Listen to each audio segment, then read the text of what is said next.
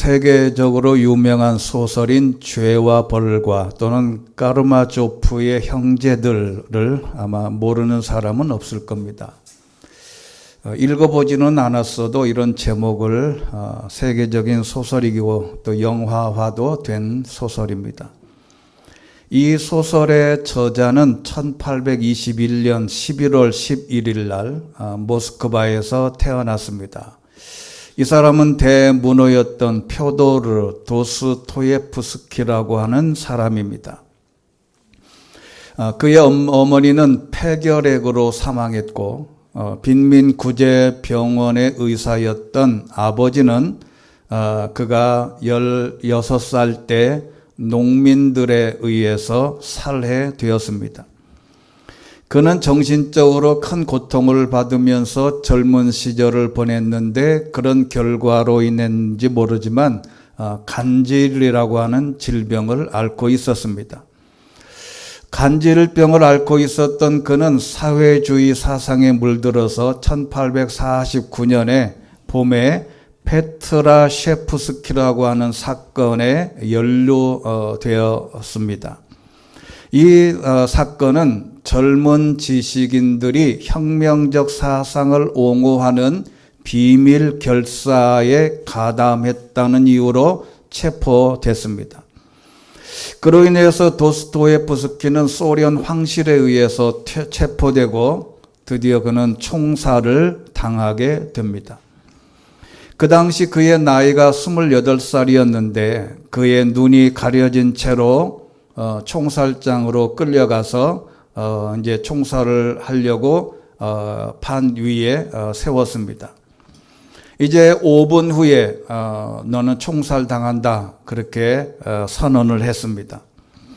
이제 5분인 밖에 삶이 안 남았어요. 그래서 이 도스토예프스키라는 사람이 이렇게 결정합니다.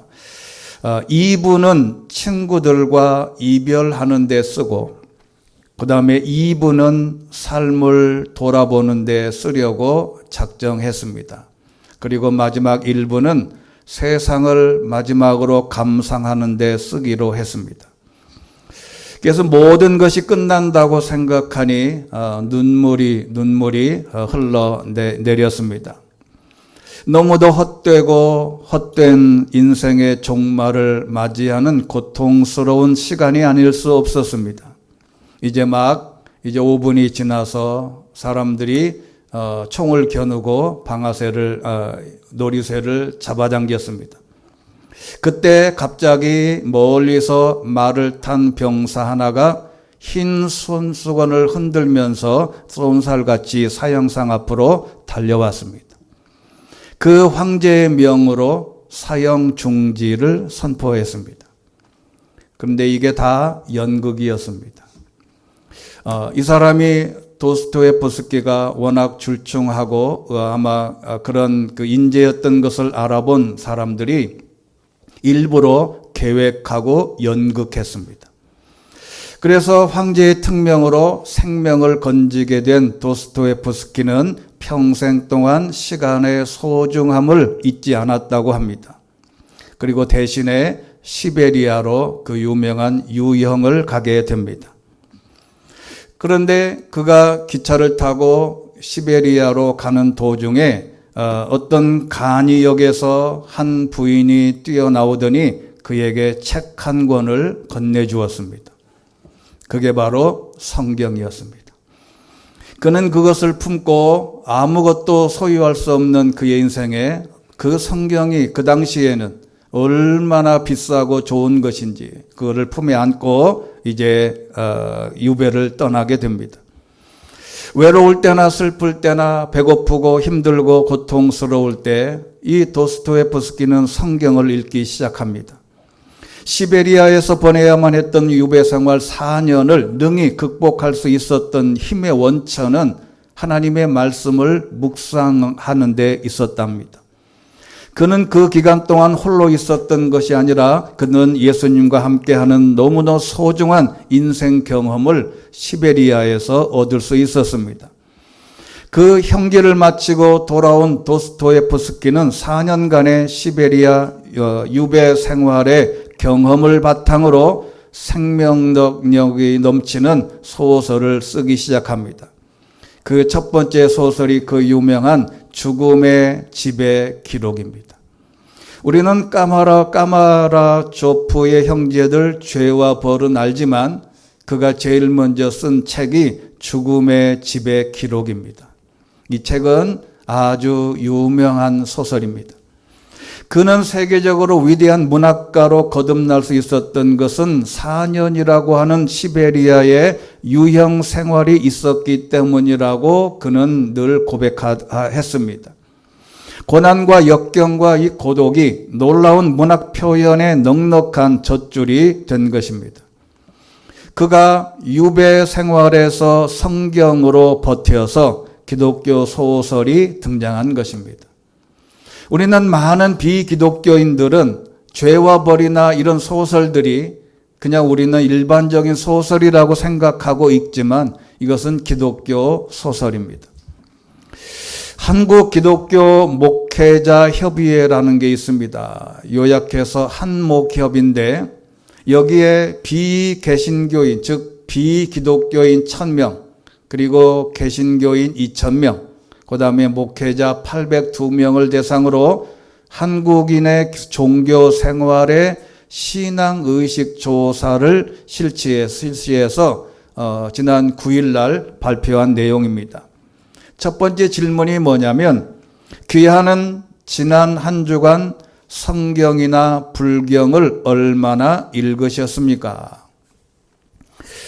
여러분, 그 불교에도 불경이 있긴 한데 불경이 너무 분량이 많아서 8만 대장경을 읽으려면 100년도 모자란답니다. 근데 이렇게 어떤 걸 읽는지는 잘 모르겠으나 기독교인들은 이렇게 대답을 했는데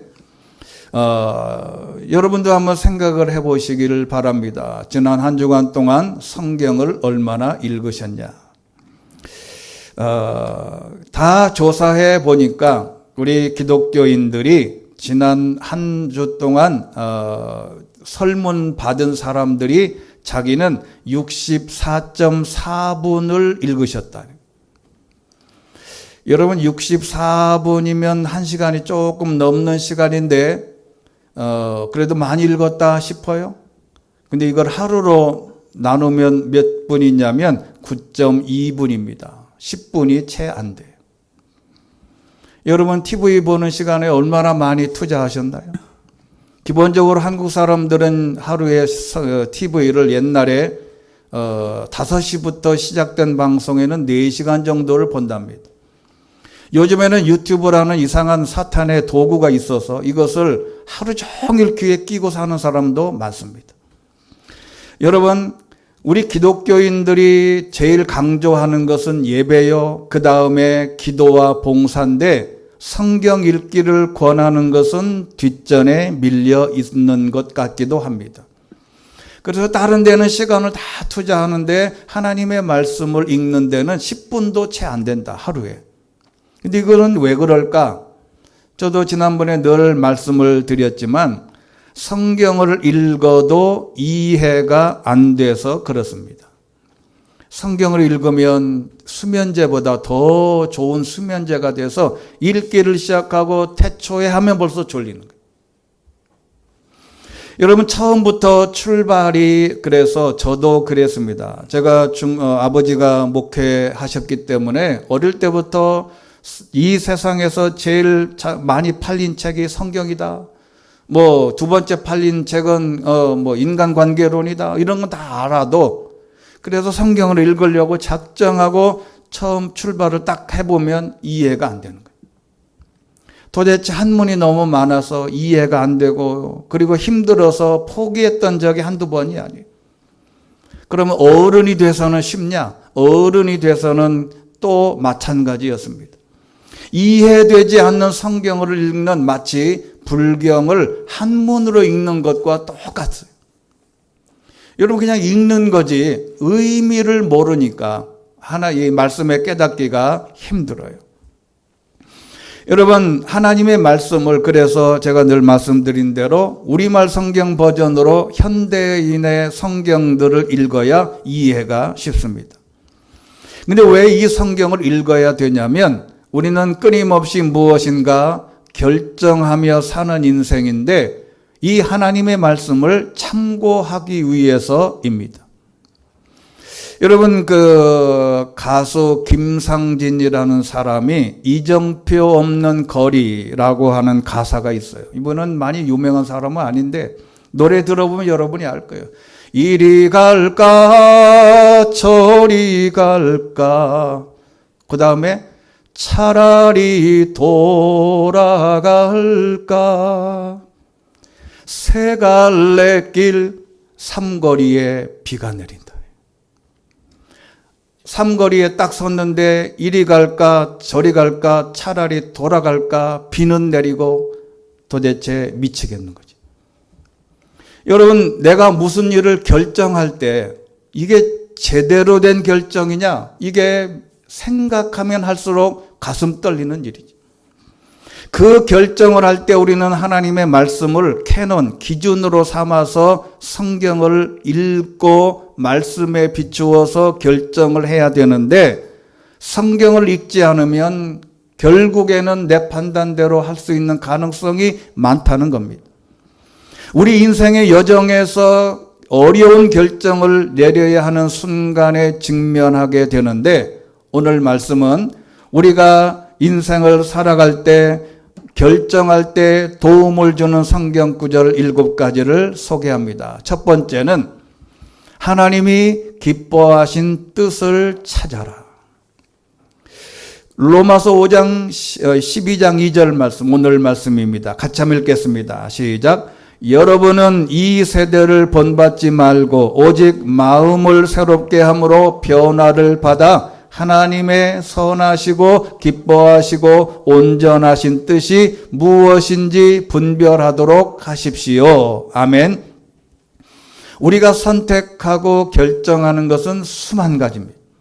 그 많은 선택의 기로에 놓여 있을 때 우리가 생각해야 할 것이 이 하나님의 뜻에 합당하냐라는 것입니다. 내가 오늘 이 일을 함에 있어서 이 일이 하나님의 뜻에 합당할 것인가? 세상은 사탄의 뜻에 살고 세상은 거짓과 속임과 음모와 더러운 쓰레기같이 살아가는 사람들 속에서 나는 정말 하나님의 뜻을 찾을 필요가 있을까? 이런 고민을 할 때가 참 많습니다. 세상에는 악하고 사기치고 하는 사람들이 잘 사는데 나만 정직하게, 나만 깨끗하게 살아야 되냐? 여러분, 그렇다고 하나님이 우리에게 막가는 인생을 살라고는 할 수 없지 않습니까? 그래서 예수님께서 하신 유명한 말씀이 있습니다. 마태복음 10장 16절입니다. 같이 읽겠습니다. 시작. 내가 너희를 보내는 것이 양을 늑대 소굴로 보낸 것 같구나. 그러므로 뱀처럼 지혜롭고 비둘기처럼 순결해야 한다. 아멘. 여러분, 예수님은 세상을 늑대 소굴로 묘사하셨어요.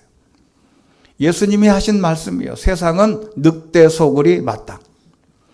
그런데 이 늑대 소굴 속에서 늑대로 살아가지 말고 뱀처럼 지혜롭고 하와를 꼬셔서 아담을 무너뜨린 하나님의 뜻을 거부한 뱀처럼 지혜롭고 비둘기처럼 순결해라.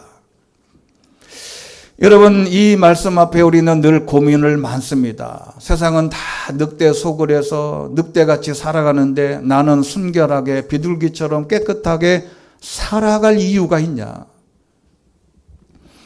여러분, 이 세대를 본받지 말라 그랬을 때 영문 표현은 Don't conform to the pattern. 이 세상의 패턴대로 따라가지 마라.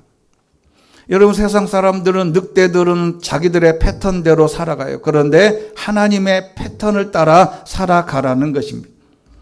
그러면 하나님의 뜻, 하나님의 패턴은 뭐라고 표현했냐면 첫 번째는 선하고, 이 아가소스라고 하는 것은 아주 은혜 좋은 것인데 이게 성령의 9가지 열매 중에 하나입니다. 사람이 하나님이 이렇게 선택하면 하나님이 좋아하실까? 두 번째는 기뻐하신다. 기쁨 받아들일 만한 일인가? 하나님이 내가 이 일을 하면 하나님이 용납하여 주실까? 그 다음에 세 번째는 온전하신이라고 하는 말인데, 완성을 위해 필요한 것이 아무것도 없는 완벽한 퍼펙트한 그 뜻을 하나님이 원하시는 그 뜻일까? 그런데 이 분별이라고 하는 단어가 중요합니다. 분별이라고 하는 단어는 정밀하게 조사하다라는 뜻이에요. 그러니까 이게 선하고 기뻐하시고 온전하신 뜻인지 정밀하게 분석을 하고 결정을 해라. 근데 우리는 분석하지 않습니다. 그냥 내가 원하면, 내가 감정대로 움직이면 그냥 선정해. 내가 지금 결정하고자 하는 일이 하나님이 선하게 여기시고 기뻐하시고 온전한 것인지 정밀하게 연구하고 조사해서 결정을 해봐라. 두 번째는 아무리 계획을 세워도 하나님의 도움이 있어야 한다는 것을 기억하고 결정해라. 잠언 16장 9절입니다. 시작. 사람이 마음으로 자기 앞길을 계획한다 해도 그 걸음은 여호와께서 이끄신다. 할렐루야. 내가 앞길을 계획하고 결정해서 추진해도 그 걸음을 이끄시는 분은 하나님이시라는 거죠. 이끄신다는 말은 견고하게 된다는 말인데, 하나님이 내가 결정하는 일이 견고하게 하시고 안정되게 하신다는 겁니다. 문제는 하나님의 뜻이 아닌데 하나님이 인도하시겠냐 하는 겁니다. 죄송하지만 한번 따라해 보겠습니다. 하나님의 뜻이 아닌데 하나님이 인도하시겠냐? 인도 안 하는 거죠. 내가 이렇게 결정해서 판단해서 확 밀고 나갔는데 안 돼요. 그러면 이건 하나님이 인정하지 않는 거기 때문에 인도하지 않는 겁니다. 여러분, 유대인의 발명왕 에디슨 늘 여러분 소개했지요. 우리가 어릴 때 이 판에다가 글을 써서 캐치프레이즈를 딱 해서 99%의 노력, 1%의 영감. 그래가지고 99%의 노력을 하기 위해서 열심히 노력을 하는 거죠. 근데 이 말은 에디슨이 하고자 하는 말이 그 말이 아니에요. 너희들이 99% 백날 노력을 해봐라. 죽기 살기로 99% 노력해봐라.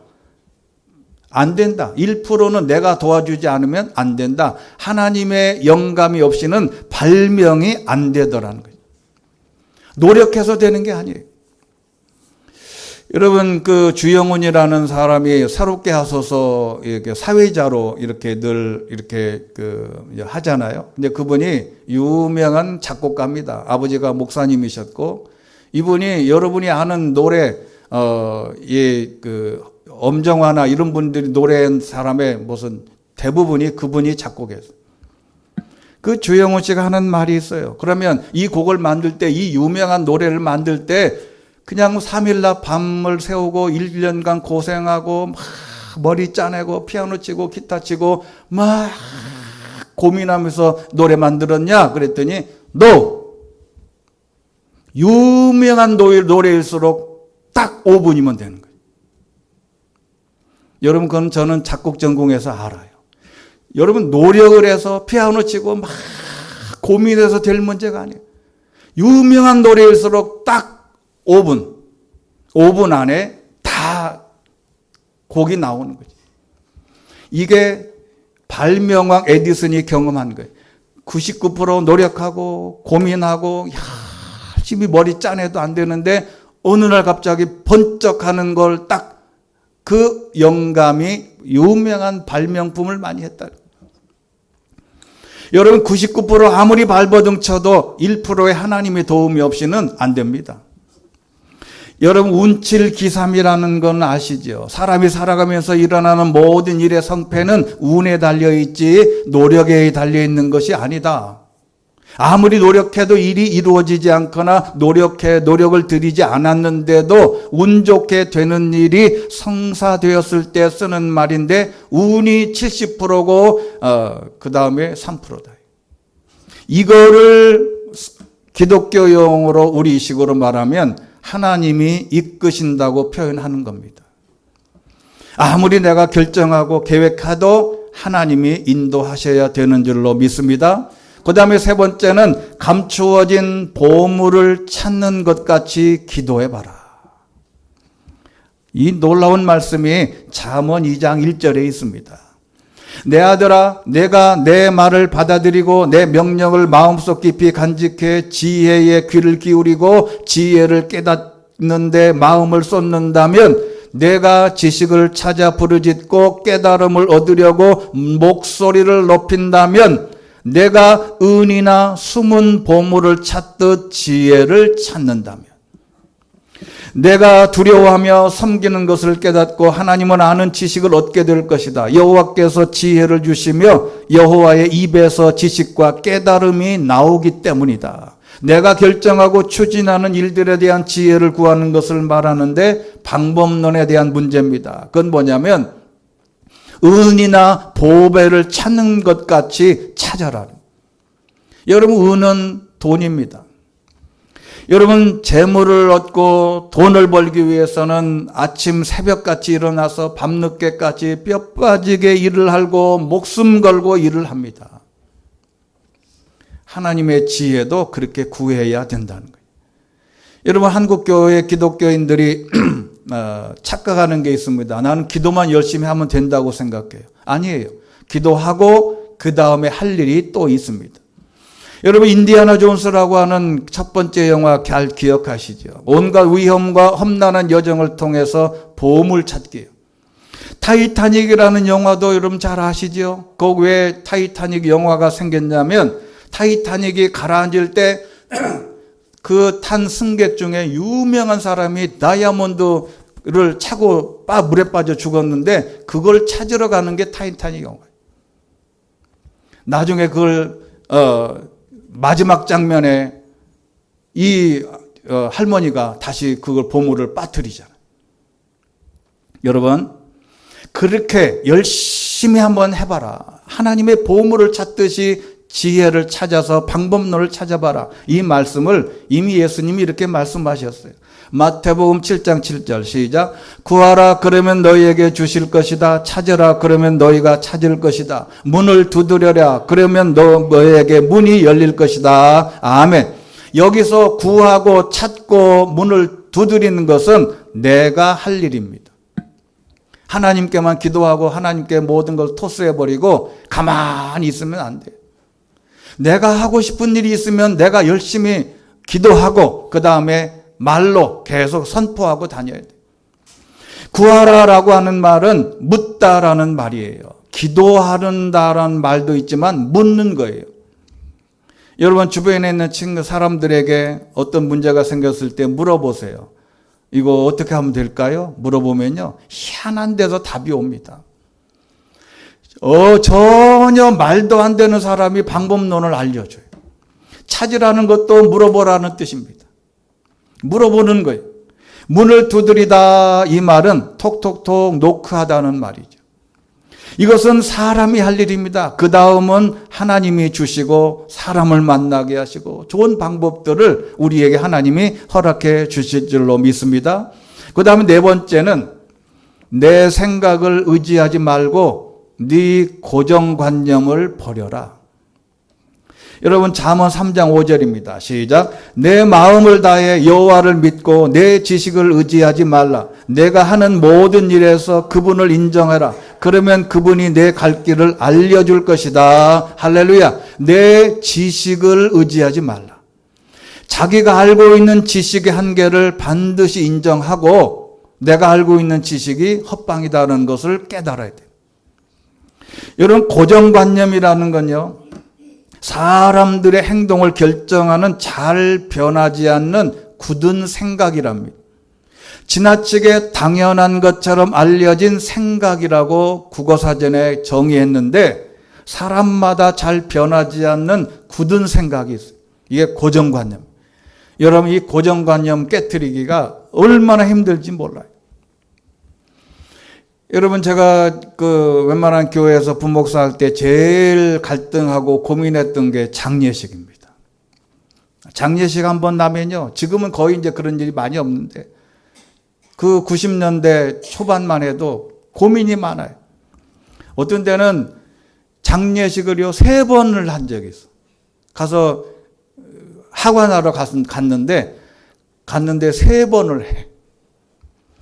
바람 불고 춥고 아직 빨리 하고 내려갔으면 좋겠는데 그 산 정상에 올라가 가지고 어떻게 3번 하냐 그러면 한쪽 집은 제사 지내는 사람, 그래서 제사를 빨리 해가지고 차려갖고 해가지고 제사를 일단 드려. 그 다음에 두 번째는 어떤 사람은 또 불교인이 그 혼주 중에 상주 중에 있어요. 그 불교를 해서 스님을 또 데려와. 하고 또 한 판 해. 그 다음에 마지막에 목사가 이제 딱 서가지고 이제 기도하려고 그러면 또 뻘쭘해, 사실은. 아니, 도대체 이건 뭔가. 그거 굳은 고정관념이거든. 이걸 안 하면 큰일 나는 것처럼 생각을 해. 그래가지고 하도 고민을 한번 올라갔는데 초 한 3월 중순쯤 되는데 얼음이 살짝 얼고 산은 벌써 이렇게 미끄럽고요. 그러니까 중턱까지 시신을 저도 장갑 끼고 올라갔는데 어떤 사람이 올라오더니 그 지관이라는 사람이 딱 오시더니 그러는 거예요. 이만 30cm 되는 무슨 이렇게 갈대 같은 거를 이거 해가지고 오더니 이게 밑에 이제 하관하려고 파놨는데 이거 조금 이리로 옮겨야 된다는 거야. 빨리 하고 갔으면 좋겠는데. 그래서 그런데 그 말을 듣고요. 여러분, 요만큼 옮겨 파는데 요만큼 옮겨 파는 게 아니고 산을 더 깎아야 되는 거예요. 그래가지고 2시간을 깎아가지고 다시 내려갔던 포크레인 불러가지고 깎아서. 집에 와서 가만히 고민해 보니까 이게 도대체 할 짓이 아니에요. 그래서 제가 지난번 말씀드렸죠. 우리나라에서 이 지관, 이 풍수지리의 최고의 권위자가 쓴 게 일본 사람이 쓴 책입니다. 입다만이 두꺼운데. 그래서 제가 다 읽어보고 결론은 뭐냐면 아무것도 아니에요. 그래서 저도 지관이 오면요, 나도 하나 꺾어가지고 그다음부터 같이 하는 거예요. 나도 같이. 나는 아무것도 모르는 거예요, 그냥. 그러면서 하는 얘기가 이분이 뭐라고 하든 말든 여기 최고 좋다고. 이만큼 좋은 건 내가 이제까지 본 적이 없다고. 최고의 명당이라고. 그러면 여러분 그때 당시만 해도 그래도 왜냐 우리가 이제 성도들을 많이 대동하고 가잖아요. 그런데 지관이 온매 기주고 하고 말을 못 하더라고. 그다음부터 자신 있게 하는 거지. 일단 파놓으면 다 좋다 그래. 여러분 한번 굳은 생각이 있으면요, 요거 벗겨내기가 힘들어요. 근데 이미 에스겔 선지자가 이렇게 말씀했습니다. 같이 읽겠습니다. 시작. 내가 너희에게 새로운 마음을 주고 너희 안에 새로운 영을 줄 것이다. 내가 너희 육신으로부터 돌과 같이 굳은 마음을 없애고 너희에게 살처럼 부드러운 마음을 줄 것이다. 할렐루야. 여러분, 살처럼 부드러운 마음을 갖게 되시기를 주의 이름으로 축원합니다. 누가 무슨 말을 하든지 살처럼 부드러운 마음으로 그럴 수도 있다. 이렇게 인정하는 사람이 너무나 하나님의 음성도 들을 수 있는. 그 다음에 5번째는 뒤에서 들려오는 말을 들어라. 이사야 선지자가 30장 20절에 이렇게 말씀했습니다. 여호와께서 너희에게 고난의 빵과 역경의 물을 주시더라도 너 더 이상 너희 선생들을 숨기지 않을 것이니. 여러분, 선생들이 곳곳에 다 있어요. 여러분 주변에 어린아이부터 3살짜리 아이도 선생이라고 그랬어요. 3살부터 누구든지 주변에 선생이 많아. 너희가 두 눈으로 직접 볼 것인데 21절 같이 읽겠습니다. 시작. 너희가 오른쪽으로나 왼쪽으로나 벗어나기만 하면 뒤에서 너희의 귀에 이렇게 들려줄 것이다. 이 길이다. 이쪽으로 걸으라. 할렐루야. 여러분, 주변에 있는 선생들이 많아요. 내가 이 길로 가야지라고 하면 이쪽으로 벗어나고 저쪽으로 가려고 하면 뒤에서 선생님이 말하는 거죠. 이 길이다. 이쪽으로 가라. 이게 무슨 말이냐면요, 주변에서 하는 말을 기억하라는 거죠. 뒤에서 방법 없는 하나님의 뜻이 귀한 진리가 들려오는데 누가 조언하거나 권면하거나 사람들이 간섭한다고 생각하지 말고 잘 새겨들어라. 목사의 권면, 신앙 좋은 사람의 권면을 더 기억하고요. 들려오는 소문도 우리가 꼭 기억해 놓을 필요가 있어요. 그래서 결정할 때 반드시 주변에서, 뒤에서, 옆에서 부모나 선생님이나 목사나 친구들이나 기타 많은 사람들이 하는 조언을 무시하지 말라. 그 다음에 6번째는 어떤 상황이 와도 두려워하지 말라. 이사야서 41장 10절 시작. 그러니 두려워하지 말라. 내가 너와 함께 있다. 걱정하지 말라. 나는 내 하나님이다. 내가 너를 강하게 하고 너를 도와주겠다. 내 의로운 오른손으로 너를 붙들어 주겠다. 할렐루야. 결정하고 난 뒤에는 뒤를 돌아보지 말고 염려하지 말고 하나님의 뜻을 구하고 은을 찾듯이 구하고 하나님의 지혜를 구하며 노력했다면 하나님이 반드시 도와주실 겁니다. 그 다음에 7번째는 마지막은 염려하지 말고 감사함으로 축복의 창문을 열어라. 같이 한번 읽겠습니다. 시작. 염려하지 말고 감사함으로 축복의 창문을 열어라. 빌립보서 4장 6절 같이 읽습니다. 시작. 아무것도 염려하지 말고 오직 모든 일에 기도와 간구로 여러분이 구할 것을 하나님께 감사함으로 아뢰십시오. 그리하면 모든 생각을 뛰어넘는 하나님의 평강이 그리스도 예수 안에서 여러분의 마음과 생각을 지켜주실 것입니다. 아멘. 감사함은 감사한 말이에요. 하나님께 감사하다고 하고 부모한테도 감사하다고 하고 옆에 있는 사람들에게 그냥 무조건 감사하다고 어떤 일이 있거나 그냥 무조건 감사합니다. 감사합니다라고 말하는 게 축복의 문을 열어가는 방법입니다. 문제는 모든 일이 이제 결정하고 난 뒤에 이것이 하나님의 뜻으로 된 것인가 점검하는 기준이 있어요. 다 해놓고 이게 진짜 하나님의 뜻인지 뭘가를 도장을 확 찍어야 되는데 이게 뭐냐면 평강입니다. 이 에이레네라고 하는 헬라어는 유명한 신학적인 용어입니다. 그냥 평강이라는 말로 해석이 안 돼요. 그냥 에이레네라고 하는 단어를 쓰는 단어가 이겁니다. 그러니까 샬롬이라는 단어하고 비슷해요. 이 평강은 고요함입니다. 그러니까 마음이 편한 거예요. 뭔가 이 일을 결정했는데 마음이 불편해. 그건 하나님 뜻에 안 맞는 거라고 생각하면 거의가 맞습니다. 내가 이 일을 딱 결정하고 마음에 평안하고 고요함이 오면 이게 바로 하나님의 뜻인데, 그래서 오늘 3절에 있는 말씀이 우리에게 큰 안내를 해 주십니다. 같이 읽겠습니다. 시작. 나는 내게 주신 은혜를 힘입어 여러분 각 사람에게 말합니다. 여러분은 마땅히 생각할 그 이상의 생각을 품지 말고 오직 하나님께서 각 사람에게 나눠주신 믿음의 분량대로 분수에 맞게 생각하십시오. 여기 이상의 생각, 자신을 과대하게 평가하지 말고 자기가 하나님 믿음의 분량 안에서 잘 선택을 해야지, 이게 자기 생각을 분량을 넘어서면 이것도 하나님이 원하시는 게 아니에요. 여러분 고등학교에서 겨우 10등급 가운데 전 과목이 9등급인데 서울대 목표로 한다? 이게 그 이상의 생각을 품는 거죠. 말이 안 되는 거예요. 나는 성적을 내 스스로 알고 9등급이면 아예 대학을 포기해야지 어떻게 서울대를 갑니까? 그 이상의 것을 부당하게 높게 과대평가해서 어떤 도전이나 어떤 생각을 결정을 하는데 참고를 해봐라. 그래서 믿음의 분량대로 분수에 맞게 결정하면 하나님의 기적 같은 열매가 맺게 될 것입니다. 마지막 예화 하나를 들고 말씀을 마치겠습니다. 이 청소년 사역자가 이재욱 목사님이라는 분이 있습니다. 이분이 쓴 책에 보면 호스피스 병동에 입원한 한 아주머니가 있었는데 이 아주머니는 평생 꿈이 집장만이라고 했답니다. 미국 같은 데는 집을 늘 렌트해서 늘 하기 때문에 자기 집 소유에 대한 개념이 많이 없어요. 근데 우리나라는 땅이 좁아서 내 집 소유하는 게 아주 목숨 거는 거지.